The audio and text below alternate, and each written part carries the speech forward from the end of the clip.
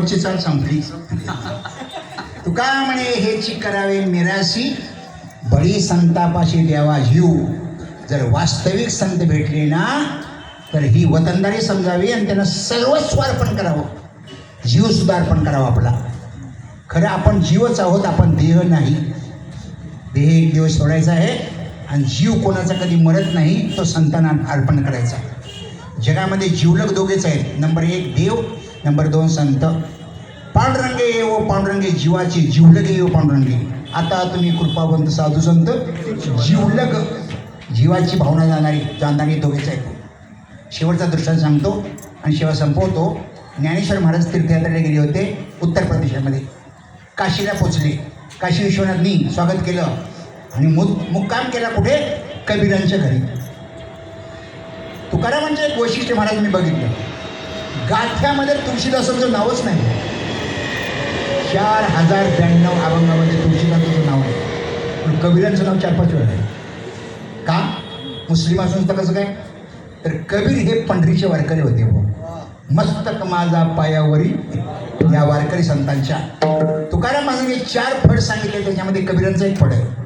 पहिला फड आहे ज्ञानेश्वर महाराजांचा, दुसरा नामदेवरायांचा, तिसरा एकनाथ महाराजांचा आणि चौथा आहे कबीरांचा. तो वास्कर फळावर जो पांढरा झेंडा दिसतो ना, तो कबीरांचा झेंडा आहे. आणि कबीर आणि कमाल पंढरीची वारी करत होते. तेव्हा त्यांच्या घरी ज्ञानेश्वर महाराज नामदेवराय उतरले होते. घरामध्ये अन्नाचा कण नव्हता.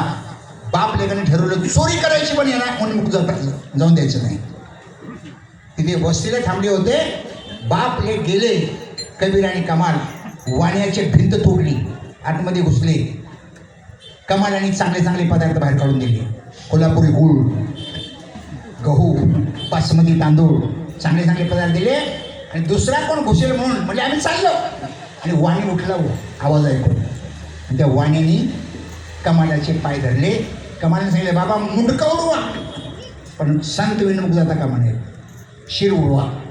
कबीराने आपल्या मुलाचं शिर उडवलं, शिर नेलं. बायकोला सांगितलं अजिबात आवाज करायचा नाही संत जाईपर्यंत.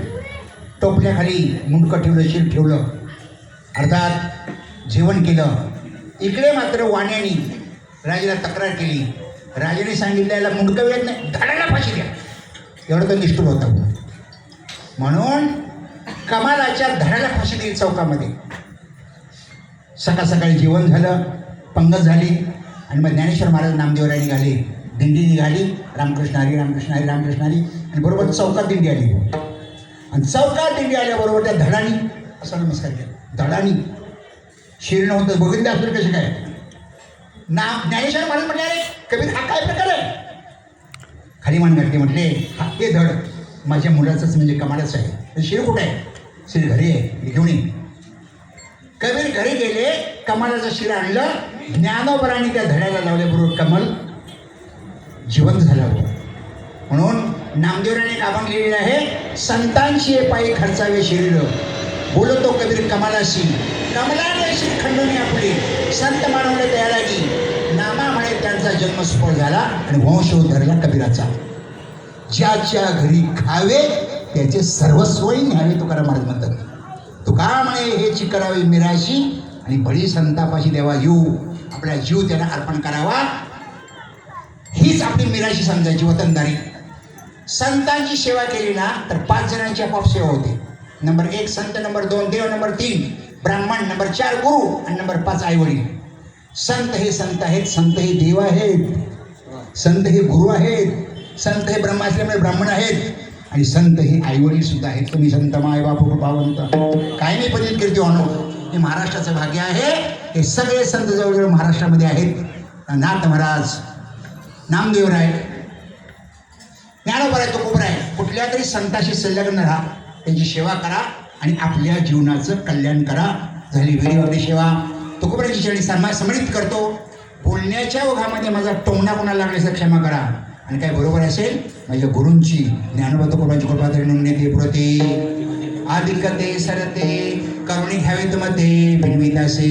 तुका म्हणे हेची करावी, तुका म्हणे हेची करावी, तुका म्हणे हेची